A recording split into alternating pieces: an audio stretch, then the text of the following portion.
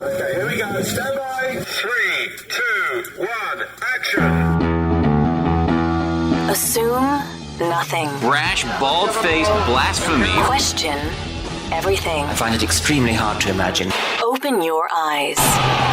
It is quite all right to be an atheist. The fastest growing group of people in the country has been measured as being those who have no belief or who are atheists. You don't have to be apologetic or quiet about it. Challenge the opposition. You see religion on 100 fronts losing the argument. And start thinking. This is The Thinking Atheist Worldwide. Today's show is brought to you by our patrons on Patreon, and thank you so much for this support. If you're not sure what Patreon is, it's a way for content creators or producers and hosts to be able to fund their work by having people who benefit from the work become their patrons or supporters. And you can determine the temperature of that support, how much you want to support, for how long, what's your limit every single month, blah, blah, blah. But it makes a difference. It's allowed me to do what I do full time. So that plus the sponsorships is sort of how I make a living and how I'm able to continue to do what I do for The Thinking Atheist. So if you like the shows and you'd like to support the work, you can go to patreon.com/Seth Andrews to become a patron. And thank you so much for all the support. I'll start off here by saying that because this has proven such a rich topic with so many people providing so many different perspectives and wanting to tell their stories and whatnot, that I'm dividing this show into two sections. We'll do part 1 today and part 2 next Tuesday. I am one of 6 kids. I've got 2 older siblings. They were well out of the house by the time I can really remember much. 2 younger, and including an adopted younger sister. And then a twin. I have a twin sister who's 5 minutes older than I am. And, looking back, we were spanked whenever we made a mistake. It wasn't an oppressive home environment. I mean, it was absolutely a loving home environment and a safe one and a largely happy one. But we know we had those moments where we'd screw up. We'd make a mistake, we'd backtalk, we'd disobey. And ironically, it wasn't Dad we were most afraid of. It was always Mom. Like if Mom ever said, you just wait till your father gets home, you go back in your room and think about it. And we knew that Dad would be the one to administer the punishment. We would outwardly protest, oh no, please, not Dad. Please don't let it be Dad. And under the surface, we were thinking, oh, phew, thank God. His dad would just walk in and he'd close the door and he'd be like, all right, what'd you do? Well, I did this, Dad. Oh, well, you shouldn't have done that. Don't do it again, okay? All right. And tell your mom that I spanked you or tell her I punished you. Okay, it was just totally that way. Mom was really the disciplinarian. She was the enforcer, and not in, the word enforcer paints this picture. Ours was a loving, happy home. We didn't live in fear of our parents, We didn't want to get spanked. Mom would spank us. And it was, it was pretty intense.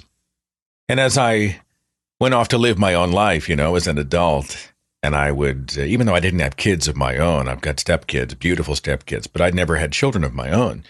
Being the product of a home with many kids, and we were often spanked for disobedience, I had an opinion that, hey, it's just a healthy part of growing up. Sometimes you've got to spank a kid. My parents didn't enjoy it. Mom hated it. She just hated it. But she felt it was sort of her duty and that there had to be consequences. We had to fear making the mistake in some way, so we wouldn't do it again. It wasn't egregious. We didn't have bruises or scars or any of those things. It was just, hey, this really stings. I should probably not do this again, But it was kind of where I was. And as I grew up, as I got older, and I saw, especially in my conservative Christian culture, this narrative that, these parents today, they're just so terrified of social services and political correctness that they won't even discipline their children. We need to bring spanking back because that means kids today will be better behaved, and they sure aren't. This was back when I used to buy in to that story that this generation is worse off than any generation in history. And of course, that's complete crap. It's completely bogus. It's completely unsubstantiated. And as I came out of my religious belief back in 2006, 2007, and I sort of emerged from the cloud and started to look around, it's funny, you start to reevaluate the different positions that you have taken, many on religious grounds. This was me. I looked at things like the death penalty. What's my position on that? Well, wait a minute. I need to reevaluate. What about gay rights? What about the rights of women and their own bodies? All these types of things I had to go and take a fresh look at. And corporal punishment became one of those things where I thought, well, hang on just a second. Why did I think this? Why did I believe this? Why did I think that spanking was a healthy part of child rearing? Well, a whole lot of that philosophy was Bible-based. Those verses out of Proverbs. Proverbs 13:24, he that spareth his rod hateth his son, but he that loveth him chasteneth him diligently. Proverbs 19:18, chasten thy son while there is hope, and let not thy soul spare for his crying. Proverbs 22:15, foolishness is bound in the heart of a child, but the rod of correction shall drive it far from him. Proverbs 23:13, withhold not correction from the child, for if thou beatest him with the rod, he shall not die. It's a verse out of the New Testament that talks about physical punishment. Hebrews 12:6 and 7 says, the Lord disciplines those he loves, and he punishes everyone he accepts as a son. Endure hardship as discipline. God is treating you as sons. For what son is not disciplined by his father? Well, you come to a point in your life when you're no longer bound to this scriptural and or religiously cultural model for how to discipline a child. And you think, hey, wait a minute, I should reevaluate this as well. I should take a fresh look at it. And I can already tell you on this broadcast that opinions are going to be very emotional. They're going to be very passionate. And the comment section is probably just going to go insane as people debate whether or not spanking is abuse, whether there's any merit to it, is it effective. But ultimately, at the end of the day, I want this show to do a couple of things. First of all, I want to use this broadcast to reveal much of the damage that is done in the name of God by parents who do put a hand to their children. And these accounts are legion. And we're going to look at the research and the science and the data, which I think is what a good, healthy, rationalist approach to the subject should be. And in the last portion of the broadcast, I'm going to bring on Janet Heimlich. She's the author of the book, Breaking Their Will, Shedding Light on Religious Child Maltreatment. She's written a whole book on this subject, and she has a lot to say about it, and she's going to help me kind of anchor the broadcast in the second half of this show. Regardless, whatever perspectives you bring to the table, whatever opinions you have, let me encourage you that we all approach this in good faith. We all approach this with goodwill, with a desire to walk away with the best ideas possible when it comes to the discipline and the raising and the nurturing and the cultivating of young lives. I'll start with an email in from Jordan who said this. Since becoming a parent myself last year, this issue's been nagging at me. While my wife and I have already agreed to never spank our child, I'm still trying to make sense of my own childhood experience with corporal punishment. To be clear, I do not consider myself to have been physically abused. I've heard the horror stories. My story doesn't belong in the same book, perhaps not even on the same shelf. But there's a wide, ambiguous area between abuse, call CPS, Child Protective Services, and hippie parents. This is where I suspect many of your listeners find themselves, unsure of what to make of our experiences. My parents received much of their counsel from the varied works of Dr. James Dobson. They had a single, impressively sized paddle. They always made an effort to calm down and consult with one another before paddling my brother or me. With us being homeschooled, there was plenty of time for such protocol. Spanking was the go-to punishment until around age 12, when they began substituting it with lost privileges for TV or video games. Paddle-worthy infractions ranged from backtalk to being disrespectful to broken windows or saying, "Oh my God." Until I became an atheist in my late 20s, I only said, "Oh my God," once. The spanking I received for that little slip-up has stayed with me for over 20 years. Like much religiously motivated punishment, the spanking was ostensibly for my own good. It wasn't because they were furious and wanted to hit something. They clearly didn't enjoy it. Their primary motivation was to prevent us from turning out badly. That said, I distinctly remember my mother repeatedly mentioning, with deep conviction and perhaps some worry, how she would one day stand before God and be made to answer for how she'd raised us and for how we turned out. That's the real problem I have with what my parents did. It's not the spanking itself. Sure, it wasn't good. It was probably even wrong. What angers me is the innocuous, imaginary religious crimes for which we were often punished. The guilt, shame, and fear over these rebellions against the supreme ruler of the universe are what stay with me. I'll end with one particularly disturbing example of this. It doesn't even involve corporal punishment. Non-corporal punishment, I suppose. My brother and I were being difficult one day at homeschool. Our father was at work.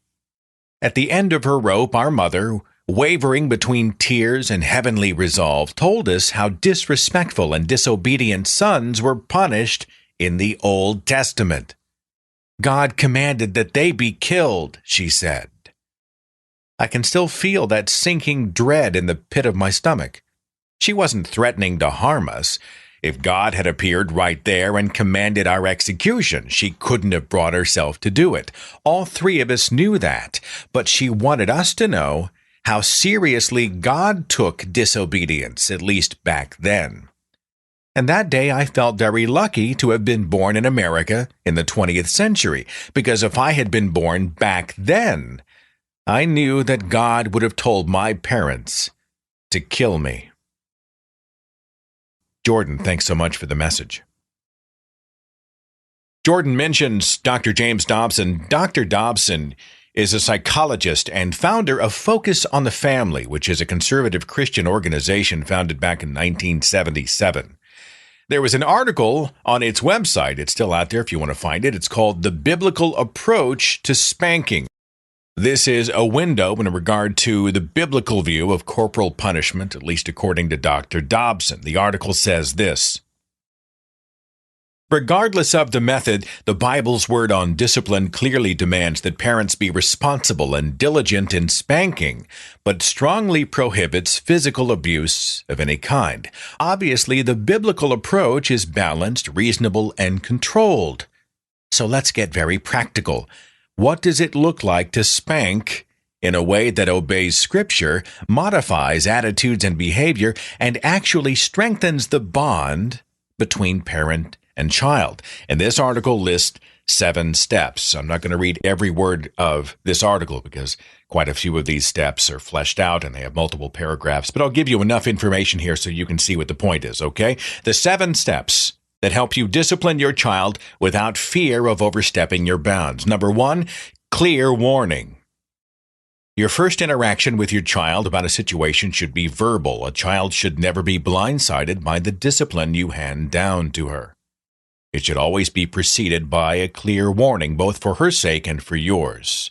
2, establish responsibility.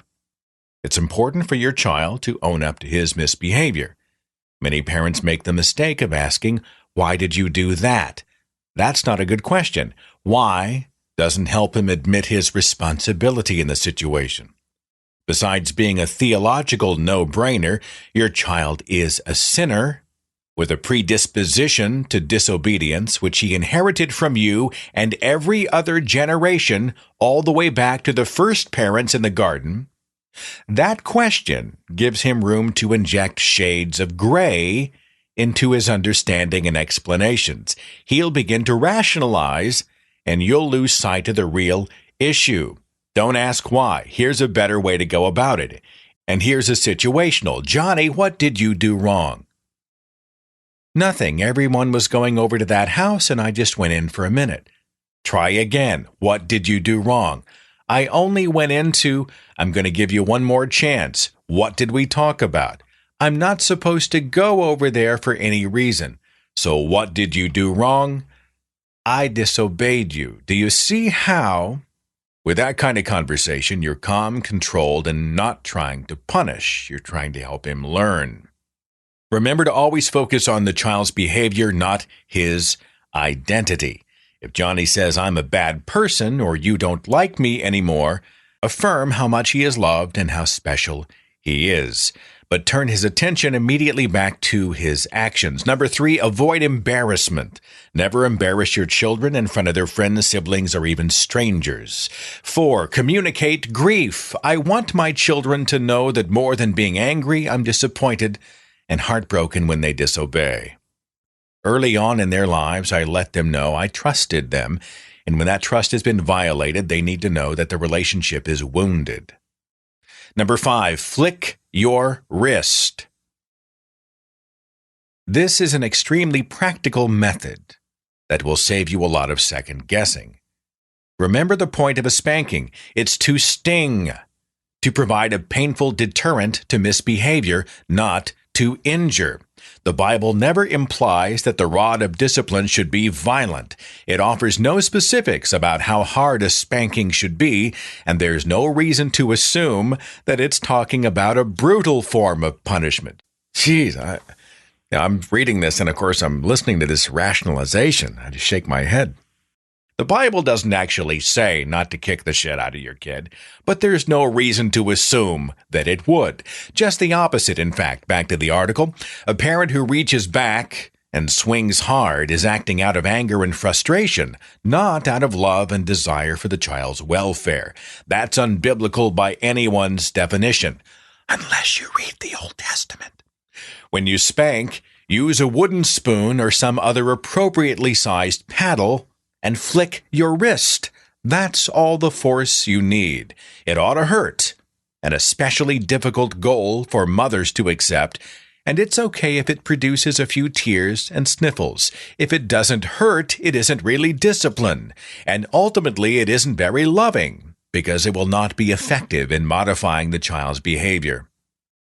Have the child lean over his bed and make sure you apply the discipline with a quick flick of the wrist to the fatty tissue of the buttocks, where a sting can occur without doing any damage to the body.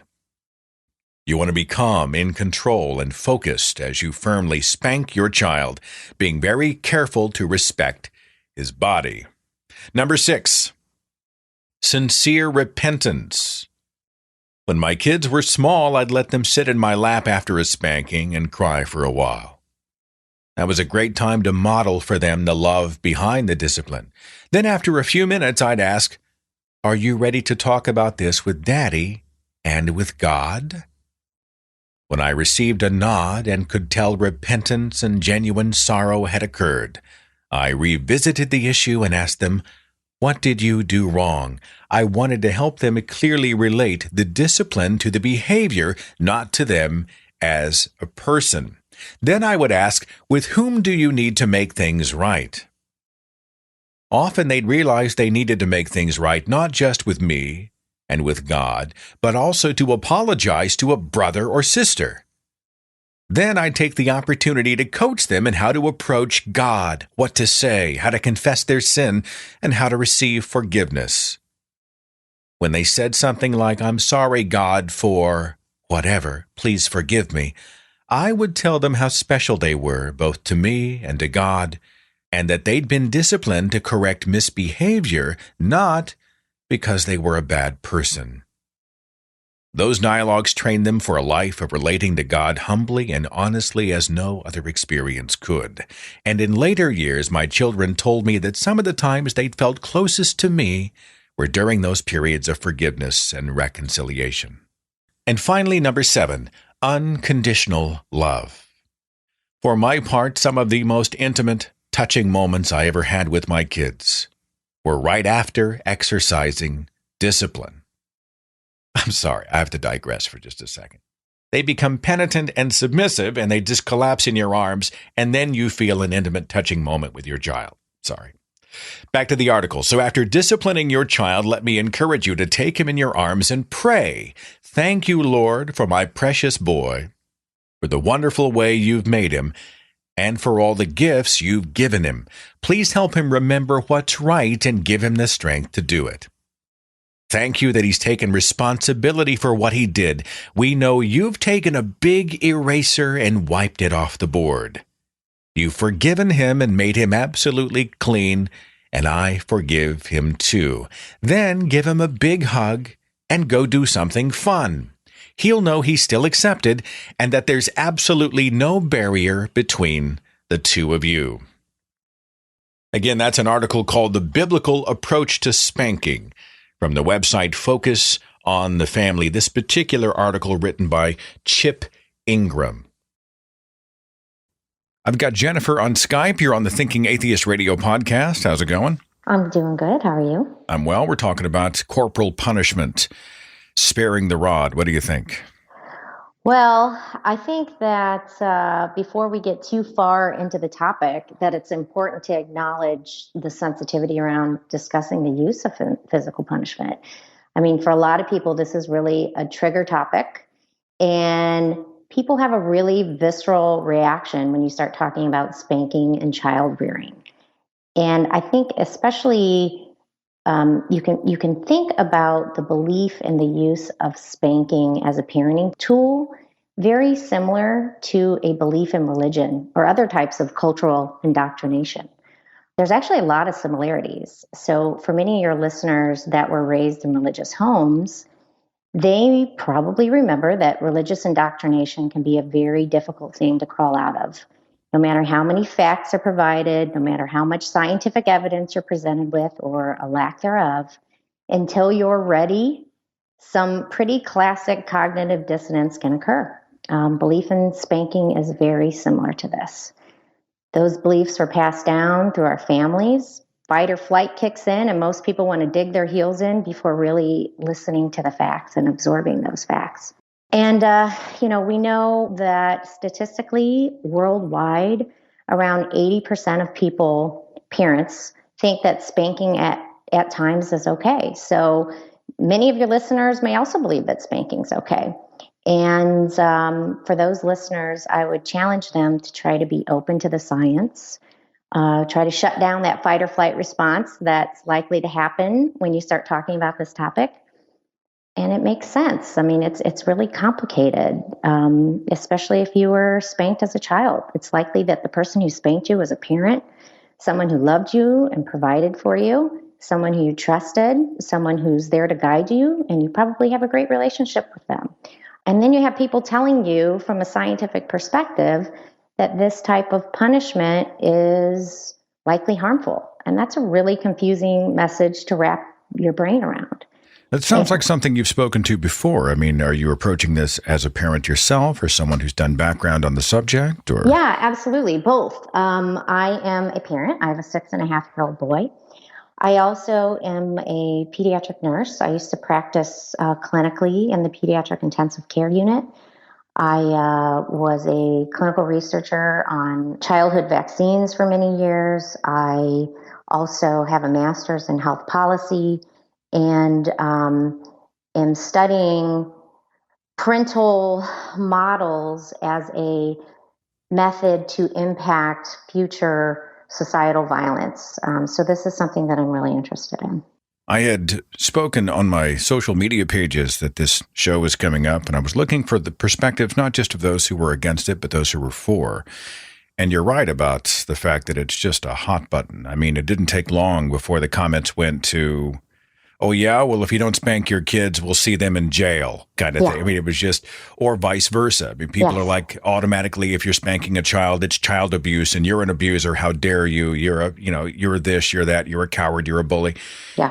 And when we're speaking at the extremes of the pendulum swings, we're not really having any conversations. And I don't think we're really understanding. Many people who spank their children, they're not abusers. Yeah. Yeah. Well, and I think one thing that we all have in common as parents is that we want the best for our children. And that paradigm of how we define best is often passed down to us. And, we have the opportunity to learn from past generations. I mean, think about it. When in previous generations, parents used to think it was okay to smoke and drink while they were pregnant. They didn't put their kids in seatbelts because that's what everybody was doing. And we know differently now. The science tells us differently now. And we have the opportunity to really listen to those facts and modify our behavior and impact future generations of people. I mean, think about it. You're not just raising your kid, you're raising the next future leaders. You're raising the next future police officers, the next future teachers. It has a huge impact. The way that you parent is probably one of the biggest impacting factors on your child and how they turn out as an adult. So being confused about the issue of spanking is not unlikely. People were raised this way. They think that it helps. We know from a scientific perspective that that's not the case, but people get confused because they think that means that you just let your kids go out and do whatever they want, and that's actually not true at all. It's quite the contrary.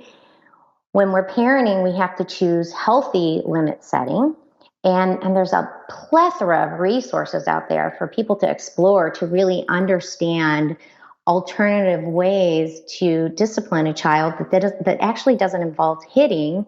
And the hitting, and I usually don't even like to use the word spanking. I think it's a euphemism for hitting. It's something we've become accustomed to in our culture. The hitting of kids, there's other alternatives out there, which will lead to not only less risk for poor outcomes, but will actually lead to improved behavior in your children. I can see through the radio there are people they're vibrating right now. They're Yes. jumping up and down. They're looking for the phone number to call, the Skype number to call. They're hammering out an email, and they're angrily saying probably one of a few things I hear a lot of, and I've seen a lot of. You know what? I was spanked, and it's a good thing I was. Otherwise, I would have been just unruly, and I would have been out of control. There seems to be this narrative that if you don't spank, you're allowing Dennis the Menace to go and destroy the place, and you don't set boundaries, and you're not actually parenting anymore. Now you're trying to be a buddy instead of a guardian and authority figure. Right. And I would, so there's a couple of comments and objections I would have for that one. Number one, just because you don't spank doesn't mean that there aren't limits. There's lots of limits that you can set as a parent.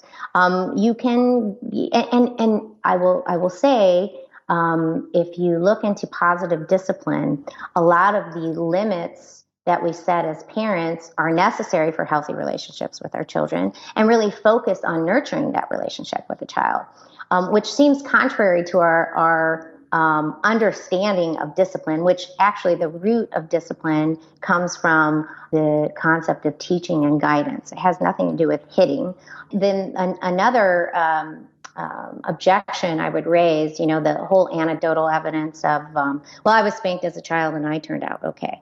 Well, first of all, from a scientific perspective, we know there is not a clear cutoff for what constitutes spanking that is okay versus what will actually leave a negative effect on the brain. So depending on the frequency and the developmental timing of the child, there are likely to be consequences that can be long lasting. And we don't know how you would have turned out if you weren't spanked. But what we do know is that based on the science, you're at an increased risk for a myriad of problems, which include things like increased aggression, mental health problems, cognitive difficulties, even at risk for having a lower IQ, believe it or not. And as a parent, I would say, you know what? Okay isn't good enough. I don't want my kid to be okay. I want my child to thrive. I want him to understand the difference between respect and fear, which can be very confusing when you're trying to use physical discipline, physical hitting to actually discipline a child. And I want him to understand that it's not okay for others to violate his body.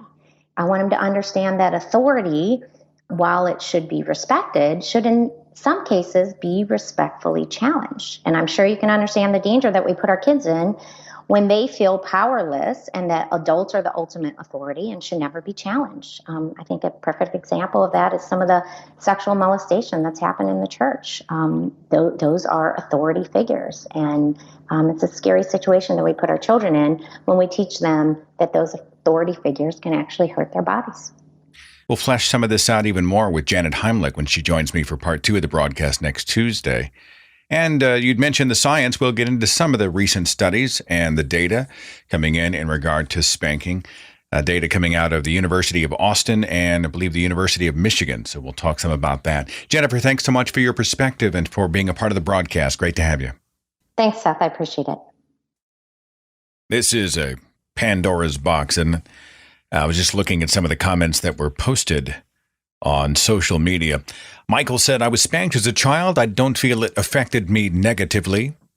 I only had to spank my child a handful of times. He's 16 years old now, very respectful, and tells me every day that he loves me.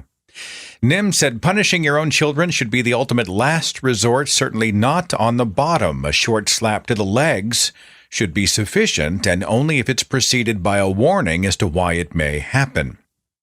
Barb said, as a child, I would take a spanking with the hand before being stuck in my room on a Monday night when the Monkees were on TV.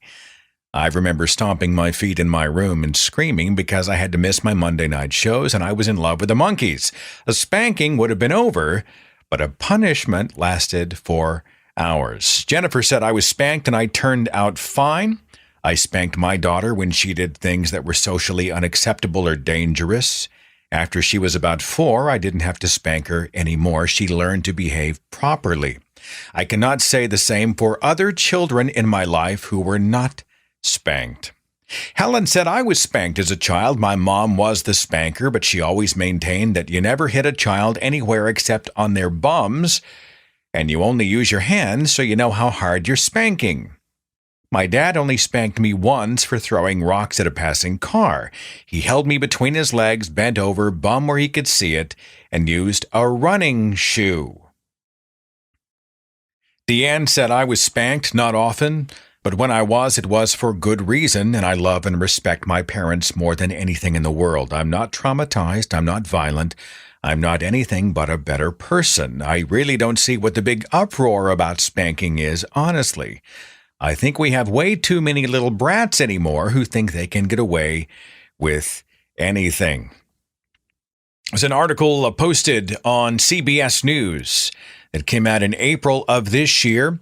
The title of the article is 5-Decade Study Reveals Fallout from Spanking Kids. Just a few pieces from the article. Spanking a child leads to bad behaviors, not the better manners some parents may think a smack on the bottom will elicit, a new study suggests. Researchers from the University of Texas at Austin and the University of Michigan analyzed 75 studies involving more than 150,000 children that spanned 50 years. There is a wide swath of children, and the findings are incredibly consistent, study author Dr. Elizabeth Gershoff told CBS News. This shows there is a correlation between spanking and negative outcomes, and absolutely no correlation between spanking and positive outcomes. Spanking doesn't make kids behave better right away, and it leads to worse behavior in the long run, said Gershoff, an associate professor of human development and family sciences at the University of Texas at Austin. And spanked kids are more likely to be aggressive and antisocial. The irony, she says, is that many parents spank when their kids are aggressive, so the child thinks you can use spanking to get what you want. Kids learn that. Even though some may think spanking is an antiquated parenting technique at this point in time, over the past decade or two, parenting books have touted a gentler, kinder parenting technique involving positive reinforcement. Gershoff said spanking still goes on in lots of households. There's research showing by the time most kids get to high school, at least 85% have been spanked. So most kids are being spanked. They may not be spanked as often as, say, their parents' generation was paddled or with objects, said Gershoff, but spanking is alive and well. They defined spanking as an open-handed hit on the behind or extremities and reported it was linked with 13 out of 17 outcomes, all negative, including defying parents, acting aggressive, and exhibiting mental health problems and cognitive difficulties. The study, published in the Journal of Family Psychology, looks specifically at spanking alone versus lumping in all forms of physical punishment. And again, that's available on CBS News. The article is called "A 5-Decade Study Reveals Fallout from Spanking Kids." I've got Sarah on Skype. Sarah, you are on the Thinking Atheist radio podcast. How's it going? Lisa, thank you. It's going well.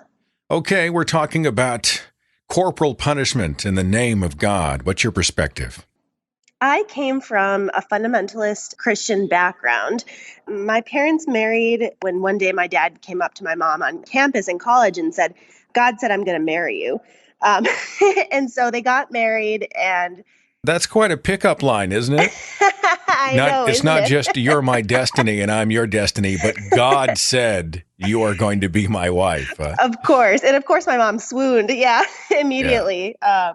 So she came from a little bit of a religious background as well. And so they got married and things went downhill quick. He referred to her kind of in a lot of biblical terms as his servant. He quoted the scripture a lot, wives, submit to your husbands. And then from there, they started having kids. And then it became, spare the rod, spoil the child. So, things like whoever does not discipline his son hates him, that sort of thing. And so they started to spank, or he started to spank us pretty young. So how many kids in the family? So we have 4 kids in the family, and then one was deceased, all sisters. Is the deceased sibling part of the story here today, or? The deceased sibling is part of the story. So we were actually, all 4 of us were homeschooled. My mom homeschooled us. We were taught pretty much strictly creationism at my dad's kind of demand while he worked. And when he came home, he would spank us, quote, quote, but I'd like to refer to it as beatings. He'd spank us at the slightest provocation while kind of justifying it with Bible verses. So we heard a lot of those like, spare the rod, spoil the child. Whoever does not discipline his son or daughter hates him, over and over. And there was a lot of ramifications for that. We all became very nervous. It was hard for us to look people in the eye, to speak, and kind of to carry out normal tasks. We almost never left the house. Sarah, when the discipline was happening, though, I mean, was he enraged? Was this a sort of a byproduct of a bad temper and he used the Bible to excuse it? Or did he think this is his parental duty kind of thing, He did believe it was his parental duty, 100%, and that is true. But I also think that he had an predisposition to he was a very rageful person, and Christianity suited him perfectly. Did you find yourself avoiding him? Did you keep yourself out of his particular circle so that, you wouldn't accidentally provoke him in some way? Of course. Yeah, we tried. A lot of the time we did have to hide because if something was out of order, say one of us was a bunch of little girls, if there was a tiniest mess, like a speck of dirt, really, on the floor, he would become completely enraged and start talking about, how the evil needs to be beat out of the children, because it's God's righteous anger. Did he really talk like this, Sarah? Did he really say stuff like that? He did, and he still does. He absolutely still does. I'm going to beat the devil out of you? Is that kind of the vibe that you were getting? That's the vibe. That's exactly the vibe. And we had a couple other homeschooled families we had talked to, and that was also their reasoning for, spanking their children. But he was also, I think, people who are drawn to this fundamentalist literal interpretation of the Bible there is something wrong with them. I do think they had something wrong with them before they discovered that they could use scripture in this way. So you lost a sibling, in your opinion, partially because, or perhaps in whole, because of the condition she was raised in? I believe so. This part is a little sensitive, but well, you only share as much as you want. Oh, okay? No, that's okay. I was gonna tell you, I'm completely okay talking about this. But so she was his favorite, and so he was very mean to the rest of us. But we think that she was beat the most, which was strange. And so I think there are some some of us think that she might have been, sexually abused as well. And she had, it seems like she had it kind of the worst in a way. She became addicted to drugs very early, 12, 13, cocaine, meth, alcohol, of course. I said meth already. And then she developed schizophrenia, and she could barely function. And I do feel as if it was the byproduct of being isolated from the rest of society, really, until I was around 14, 13, when I went to school. I do feel as if it was that, because we lived in fear of my dad, my mom as well. It was a very scary environment to grow up in. And when I was there, we were just trying to kind of survive it. And then once I got out of the environment, I found out that we had all these kinds of quirks, all this kind of post-traumatic stress stuff. I can't hear the name God without wincing, now. Well, are you a God believer today, or? No, I'm not. I'm absolutely not. Now, those who say, well, the reason you rejected God is because you were shown a perverse image of God. You didn't get a chance to truly meet Jesus or God in the true and loving sense, right? Sure, I didn't, but at some point I did find comfort in that, and I did believe when it was all happening. But then I realized, I just kind of studied the environment. I studied the people and the way they treated themselves and others. And I think just at the core, it's a very nonsensical. And so it's not only because I didn't meet the loving Christ-like it's not because I didn't experience that. It's because I think it doesn't make sense. So you got past the emotional aspect of it, and you addressed it logically and in terms of the evidence. Would that be a way to phrase it? Yes. What time? So you lost your sister at what age, and how did it happen? She was 20. She was 21. She had finally got clean. She had gone. My dad had sent her to Jesus camp for several years, which didn't work. She came out more addicted than ever. And she got clean off drugs, but then she got an abusive boyfriend, much like my dad. And the boyfriend knocked her hearing out of one of her ears. And she was, obviously experiencing a lot of post-traumatic stress and all of that. And she actually, one day, my grandpa actually found her. She had bought a gun and she had shot herself. Sarah, I'm so sorry. I those of us who hear this story struggle with the words to say to you. Sarah, I'm so very sorry. Seems like such a meager and kind of useless response. Oh no, of course not. I totally, people are at a loss for words. Not everyone knows, but my close friends know, and they don't know what to say either. Yeah. Well, I mean, is it okay to talk about it here in this very public forum? I mean, this is a radio show, Sarah. So I've always wanted to talk about this. I've never gotten the courage. I'm 26, and my whole life I've really kind of dreamed about saying something, because no one would think this of me or my family. Now, my sisters and my mom are very much separated. Well, most of my sisters, are entirely separated from my dad, and my mom divorced him. So people would never think this just looking at us. We appear very normal, and it's always been I've wanted to do it, for years. So thank you for letting me. Are there instances where you still feel some damage? I mean, do you feel fear? Yes. Do you feel resentment? Do you feel, let's call it hatred? Do you feel any of those things? I do feel hatred. I do feel hatred. I had a lot of problems once it's kind of like when soldiers, I'm not comparing myself to a veteran who served in war. Obviously, that is completely different than what I've experienced. But I know they are strong when they're in the war and, when they're in the face of danger. But then afterwards, they have post-traumatic stress, flashbacks, nightmares, that kind of thing. And I had a lot of that. In college, I developed obsessive compulsive disorder, and I had very bad insomnia. It wasn't very convenient because I was a college athlete and I had to be, up really early in the morning, and, I had to study and all that, but I struggled with that. And I did a lot of reading about it, and I was able to see some therapists and get some support, and that helped a lot. But when I was right out of the situation, there's a story my mom tells me that was some of my swim coaches, when I was around 12, 11, they said, hey, to her, we need to talk to you about something serious. Sarah, she sits in the corner and she mutters to herself, and she wrings her hands and she can't look at anybody in the eye. She doesn't interact with people. And yeah, I think that I've worked with that continually and really figured figured out everything now at 26, but it was a long, hard road. It was hard. Well, the upside is, and this is just me sort of from this short conversation here on the radio, but I hear a lot of joy in your voice. You sound like you found happiness and some good stuff. Yeah? I'm very happy. Yes. I think when you look at it from a more logical perspective, or when you kind of analyze your situation and you compare it to that of others who've gone through similar things, I think there's completely hope for all those suffering, ex-Christians out there. There's a liberation to look in the mirror and say, Sarah, it wasn't your fault.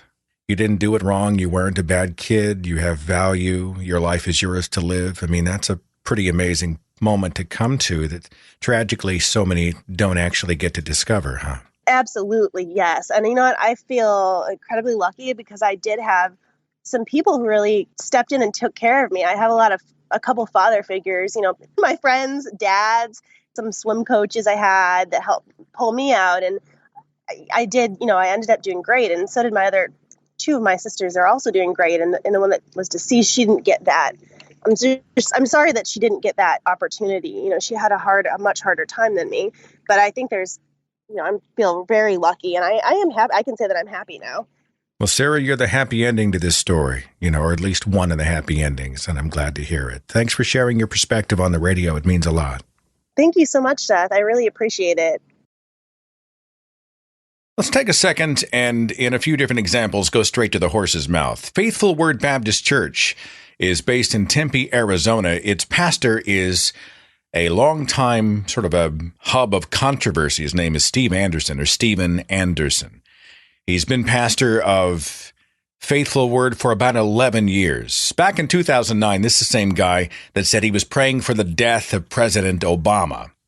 And the church has actually been listed as an anti-gay hate group because of the pastor and the church's radical stance on gays based in the book of Leviticus. Pastor Anderson did a sermon about spanking. Here's just an excerpt. There are a lot of people who are Christians that use spanking as a form of discipline, but to them it's a last resort. It's something where they try everything else, and then if all else fails, they have these really rare spankings. I don't believe in that. I like to think of spanking as more like a first line of defense than a last resort. Okay? And there are a lot of reasons why spanking is such an effective form of punishment for children. God is always right, okay? And one of the biggest reasons why a spanking is effective is that once it's over, it's over. Whereas when you use it as a last resort, what are you using up until then? Just a lot of anger, yelling, shouting, whatever else you're doing that lasts longer. People who use other forms of punishment, timeouts, groundation, whatever the case may be. A lot of these are punishments that go on and drag on. The great thing about a spanking is you go in, you get the spanking done, and then you move on with your life. And honestly, when I spank my children, usually 2 minutes later, they're smiling and happy, and it's like nothing even happened. They're not upset at me. I'm not upset at them. Problem is solved. We move on with our lives, and it provides closure to the situation. You may have heard of the American television show The View. There's a Christian version. Obviously, if you've seen my speech, The Copycats, you realize there's a Christian version of almost everything that's popular in pop culture. There is a show called The Christian View. It features host Jackie Carpenter, Alyssa Boykin, Rebecca Keener, Dawn Mooring. A panel of women discuss today's hot topics from a Christian perspective. On Season 1, Episode 8 of The Christian View, the issue, the topic, the subject of spanking came up. There's nothing in the Bible that says if we spank our children that it needs to be violent. No. With 7 children, I think I can write a book on disciplining you spank those kids. Every type of child. Yeah, I do. Good for you. I discipline them. There you go. I don't beat them up. I'm not even old fashioned. My husband, matter of fact, he picks at me. I pop him. That's a tap. What is that? My children, they don't even cry. Oh yeah. And I don't beat them till they cry. I'm trying to get that out of them. Actually, I have one child. I can lift a hand and she will just pass out. I don't have to touch her. Fortunately, my children, they don't like spankings. So they're pretty well behaved and they don't embarrass me in public. So I think we're doing a good job. Doing a good job. Here's a clip from Extremely conservative talk radio host Michael Savage, who on one of his broadcasts went off on a diatribe about spanking. Here's just a clip. We don't understand that children cannot be let to do everything they want to do. Doesn't mean you hit them, but you have to control them. Children are fundamentally like wild animals. And they need, don't you? You don't know that? I mean, that's the first thing you do is teach a child, not to mess the floor, go to the potty. It's called potty training. Liberals, you'd have trouble with potty training. They think that they're damaging the child by telling him not to do it in the road. And now look around the society. These are undisciplined, millions of undisciplined children running around with iPhones. All they want to do is have sex, drugs, and rock and roll, day and night. Sex, drugs, and rock and roll. They think that explains the reason for human evolution. So what I'm saying is, where is the discipline? How are you disciplined? And it's a great topic. Okay, I want to camp out here for just a second. Have you noticed this tendency by many of these people to just sort of explain to their audiences that if children aren't spanked, they're automatically not in any other way being disciplined? They're running rampant in the streets. They're hanging from the chandelier. Liberal children are shitting in the streets. Did you catch that from Savage? No discipline, no spanking. They're all crazy. All they want to do is have sex and they have iPhones. What does that have to do with the conversation? The idea that because they were not spanked does not translate into they were never given guidelines or boundaries. Discipline was never given. They were never reined in. They were never guided and instructed. It's just crazy. It's a total straw man argument.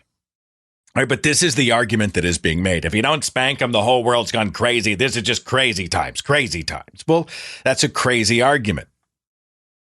Secondly, and I heard a lot more of this broadcast, Michael Savage had admitted to his audience that his father never spanked him. He was given verbal lashings.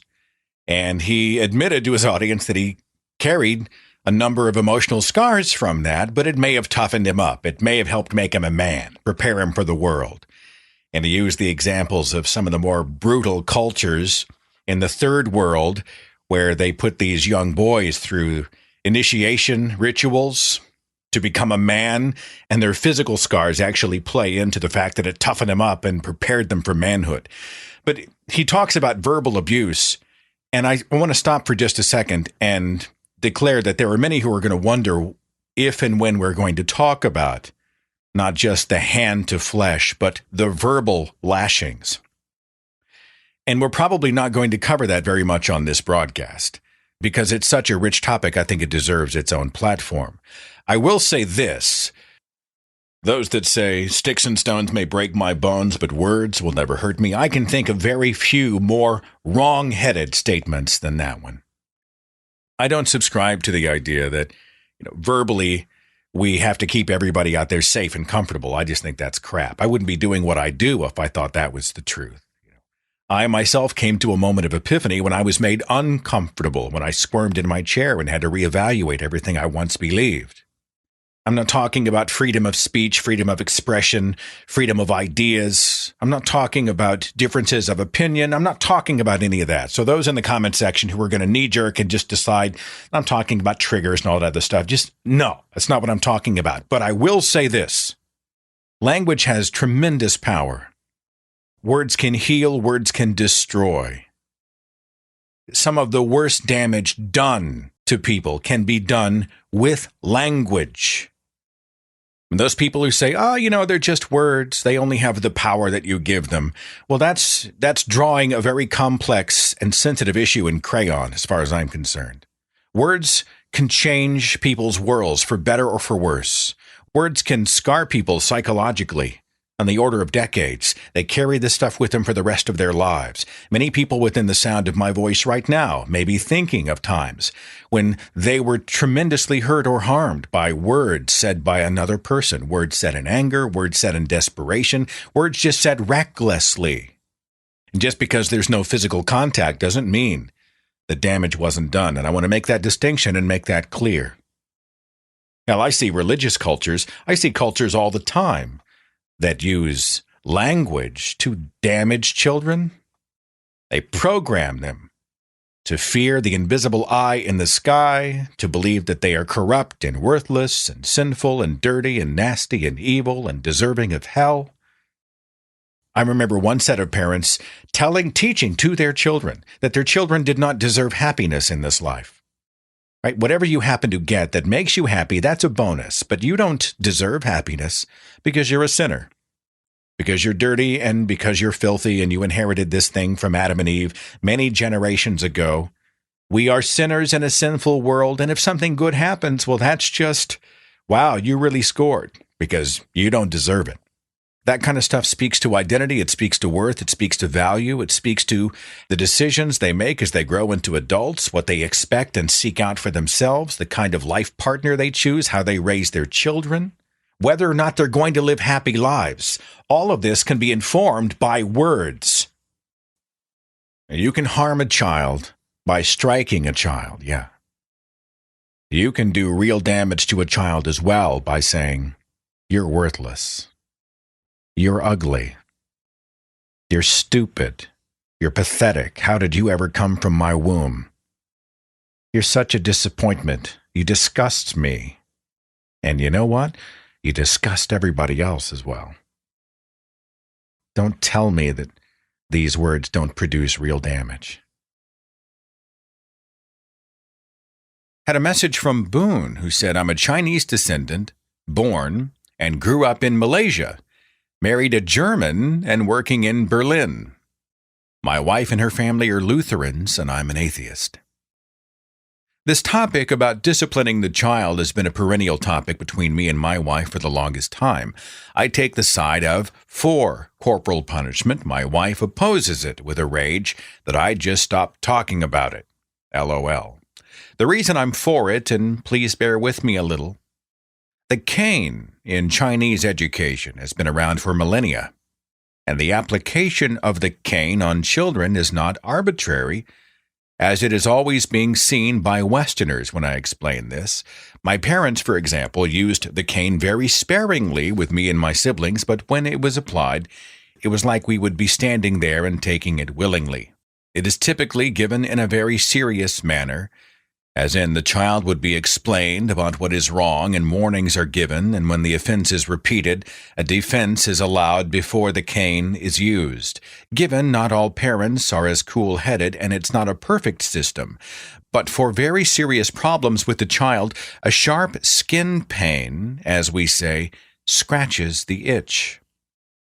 I'm totally not for the random use of corporal punishment, especially not when the parents lost their head in a rage, but applying it rationally to an irrational child is something I'm okay with. Also, the cane that we apply in the Chinese part of the world are thin and very flexible rattan sticks, typically no more than 3 to 5 millimeters in diameter. The pain inflicted is very sharp, skin would turn red and typically no open wound, but typically doesn't last and will not break bones. In the school, during my time, less so nowadays, it was applied for repeated disciplinary offenses after going through different stages of punishments: extra homework, standing in the corner, picking up trash, detention after school, track and field exercises. I'm not saying it's not open to abuse, but such a cane, if really unfortunately applied by an abusive character, could be served as a way to work off rage and would not result in permanent damage to the body nor death. Again, I'm not advocating this as a first approach to education of the child, but it is something that, when used properly, is a tool. In the past, it was customary for the parents of the child to gift a symbolic rattan cane to the teacher of the child. Anyway, I'm just trying to offer my 2 cents on the issue. Last bit, it is forbidden by law for any physical punishment here in Germany against children, so no one should worry that I'd beat my kid. Boone, thanks for the message. It is difficult for me when someone says, "You know, it really doesn't draw blood. Yeah, there's whelps, yeah, it's red, yeah, it stings, yeah, it hurts. But I mean, they're not bleeding." I blanch a bit when I read that, you know. It typically doesn't last and will not break bones. It doesn't seem like a reasonable excuse or rationalization. The child is given a chance to present a defense before the cane is used. I mean, to me, this is it's kind of an alarming sentence. If I'm to be honest, it sort of conjures this trial scenario in my mind. You bring the child in to present a defense before the flogging will begin, kind of thing. And I don't want to be overly dramatic about it, but that's the vibe, that's the temperature of the email in my own mind. Let's go back to the switchboard. Area code 417, you're on the Thinking Atheist Radio podcast. Who's this? This is Barbara Schulte. Barbara, we're talking about corporal punishment in the name of God. What do you have for the show? Well, I was raised Catholic, strict Catholic, rosary every night, confession at least once a month on a Saturday. And, my father was a big believer in spare the rod, spoil the child. And would go so far as to beat all of us if one of us did something wrong, just in case we'd done something wrong. Well, tell me what you mean by beat all of us. Well, he would, let's say my brother was usually the instigator. If my brother did something, he would get a spanking, and usually the spankings, I don't know if you can consider beating, but there was oftentimes blood involved. Your father spanked them to the point of bleeding? Yes. One time my brother, I even told my father, one of my earliest memories is of him spanking my brother with a tree branch. And my brother was wearing green shorts. He was probably about 4, 5 maybe. And the blood running down his legs. That's one of the first things I recall as a child. All of you received this treatment? My brother received the worst of it. And in fact, when we eventually moved to Arizona, the state of Arizona removed him from the home and put him in foster care. At that point, I was 17, and they figured I'd be out on my own fairly soon anyway, so I wasn't given that option, although I really wanted it.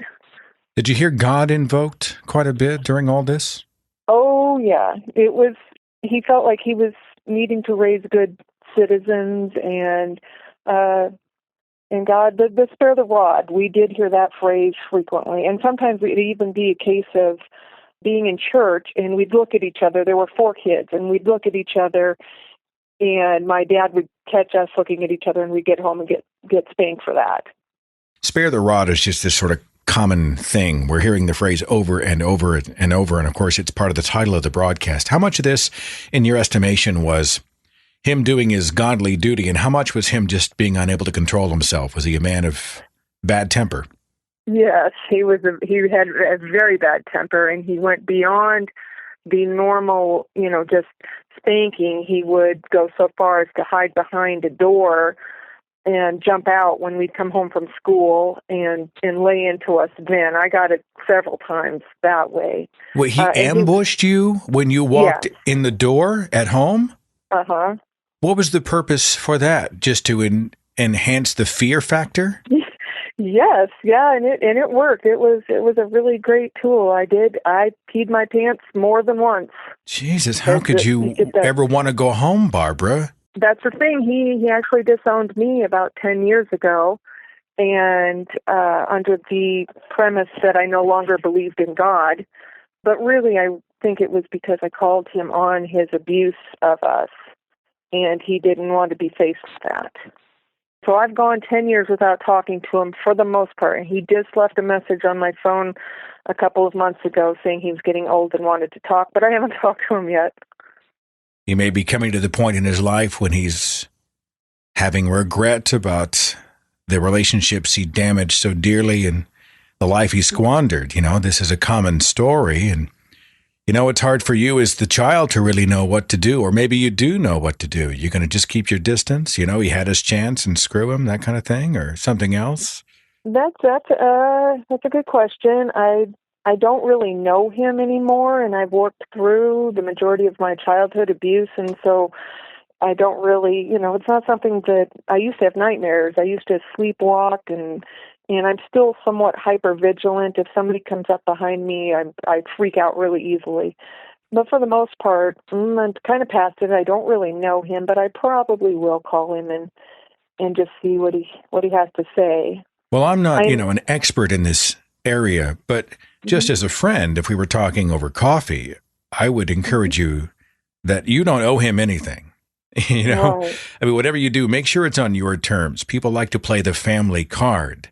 You know, I'm your father. This is no way Yeah. to treat your father. Here I am extending the olive branch. You may hear some of that. And if I was just a buddy and I was listening to this, I would say, you get to draw the lines of acceptance in your own life. You know, you're not obligated to allow him in to perhaps do further damage. If he wants to come in and maybe create some healing, to say some apologies, to try to build bridges, I think that's totally valid. I mean, I'm all about second chances. But, you know, I can understand if you would want to proceed cautiously. What would you say, because I do think my dad doesn't do anything without an ulterior motive that benefits him in some way. And I think the ulterior motive here is that he knows he's getting close to death, and I think he feels that he might not get into heaven if he does. He's got 4 children, and 2 of them don't speak to him. So I think he might want to, I don't know, I can't really say amends because I think he's just doing it so he can get into heaven. If it's about him, I'm less sympathetic. If it was more about you, I was a bad father. I hurt you. I've lived with regret every single day. I want you to know how sorry I am and how beautiful you are. If he was making this about you, I would be a little more generous, I think. If this is just a damaged guy grasping for eternity at the very end of his life, that's not on you. And that's something that I would be curious to see what those in the comment section. I'm sure there'll be many opinions, many more wise than my own. But ultimately, I think life is about boundaries, and family is, they're masters at crossing over boundaries and saying that blood gives them the excuse to do so. And, you know, he had his shot. He did a tremendous amount of damage. And I would like to see you, now that you've had this time to heal, to be able to move forward instead of perhaps being dragged backwards. If he's approaching you in a generous and sincere way, hey, you know, if he wants to have a conversation, I myself might entertain something like that in my own life. And the reason I think I have such a strong opinion, and I don't think Natalie will mind me sharing this, is that her own father was not the best guy, you know, her bio dad, and he disappeared from her life at a very early age, and there were a lot of wounds there. And he had gotten much older, and he reappeared on her radar. You know, she was by then a mother of her own children. She had her own life. She had already moved on. And this man, her father, had lived all these years with tremendous regret about the man he had been. And even though he was still inhibited, he still wasn't a fantastic guy. He was trying in his way to undo the damage that he had done. And he reached out to Natalie, and she in turn sort of reached back to him. And they developed in the last years of his life kind of a relationship. They were able on some level to be father-daughter again. And she was with him at his bedside the night that he died. And I think about that. And that's why I think, you know, if he really wanted to reach out and do the right thing, I'm all about that. If he's nervous about a jewel in his crown, I'm sorry, you're going to get nothing from me. And, you know, I want to make sure here that I'm clear. Her story is not your story, is not everybody else's story. Everybody's circumstance is unique. And so this may not be anything that you want or desire or need in your own life. And if that's the case, wonderful. Good for you. You owe him nothing. His actions created consequences. And for you, those consequences might be you never speak to him again. And that is just fine. The overall point is that you get to determine where the boundaries are, what the decision is. You get to decide for yourself how you're going to populate your own life and whether he'll be included in that. Do you have children of your own, Barbara? I do. I have 2 biological children and then 2 kids that I call mine. I guess this is probably a stupid question, but do you spank them? Well, I did when they were little. My daughter probably up until about age 3. This is embarrassing, but I did make a wooden spoon one time to spank her with because that's what I was mainly spanked with. And I had painted on it with puff paint. I painted hearts because I wanted her to know that if I ever had to use it on her, this sounds so horrible now, but if I had to use it on her, I wanted her to know that I was doing it out of love. And I used it one time on her, and not even that hard, but it left little heart prints on her butt. And I felt so horrible. I was just, oh my gosh, I felt so horrible and so guilty. And then I couldn't do it anymore. And nope, never spanked her again. Did you have sort of flashes from your own childhood when you were punishing your daughter? I mean, did you think about your dad at that second?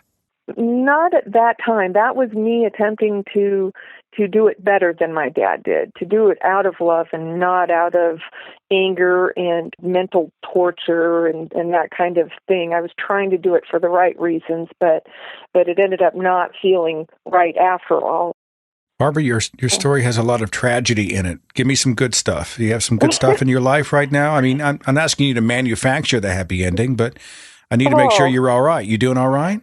Yeah, actually, I do really well with my children. I really like the relationship that I have with them, that they can tell me that maybe I didn't do the best job here or there. We can talk about things. I'm pretty open, and they know that I did everything for the best that I could, that I was always thinking of them. Whereas my dad, I'm pretty sure he was mainly thinking, ooh, I'm really mad and I'm going to take it out on my children. I never did anything like that. And they understand that. But they know the background I come from, too. And so it's always interesting to see people who live these types of lives that seem to result in nothing but regret. And you grieve for them because you think, if you'd taken some of that energy and you had created something beautiful and positive and spoken and acted positive things into the lives of your children, imagine what you might have today. It just hurts the heart to think about what he lost. He lost you. Yeah, and his grandchildren. He doesn't have anything to do with them either. And I was going to say, he did, when he was in the process of disowning me, it all occurred during email, and he said, I said, you've never apologized or anything. And he said, well, I apologize to God. And I was like, well, that's nice that you can apologize to an invisible being that you didn't actually harm. You harmed us. Yeah. And he was doing it in God's name to begin with. Yeah. I'm not hugely sympathetic, Barbara. I mean, I really want your story regarding your father to have some kind of a punctuation mark that is a positive one. And that remains my hope for you. But ultimately, you get to decide. You get to decide the temperature of your life, the people you allow in it. And if you have family that you love and love you, wonderful. And otherwise, family is the family you choose. I've come to that sort of epiphany in my own life. Just because you're on the family tree doesn't mean necessarily that, you've earned a spot in our circle. It's about something a little deeper than that. And you got people around you that love you, Barbara? That I do. And like I said, I was a high school teacher for 6 years, and I've taken in several of my students, and a couple of them I do consider my kids, and I'm really honored to make them part of my family. And so in that respect, I've kind of tried to make amends for what my father did. And, you feel helpless as a child. And so I know what it's like. And you can go forward and try to make a difference in other people's lives. You're making a difference. We love educators and nurturers and positive people on this show. Barbara, thanks for sharing such a difficult story so transparently. And here's to nothing but good stuff here for the years ahead, okay? Okay, thank you. It's been nice talking to you. This conversation is just getting warmed up. We're going to continue in part 2 next Tuesday. I'm going to feature part of an article written by Dan Errol. Dan's been on the show before. He is the author of the book Parenting Without God. And he had done an article that was picked up by Time magazine, which highlighted some research done by Yale University and the Yale Parenting Center and Child Conduct Clinic about spanking. Does it work? Does it not work? Does it help? Does it damage? We're going to talk about that. More perspectives from our listeners, and of course my interview with Janet Heimlich, author of the book Breaking Their Will. So I'll see you back here next Tuesday as we continue with part 2 of our broadcast, and have a great week. Follow The Thinking Atheist on Facebook and Twitter. Watch dozens of original videos on the Thinking Atheist YouTube channel. And visit our website for resources, links, contact information, the editor's blog, and more. thethinkingatheist.com.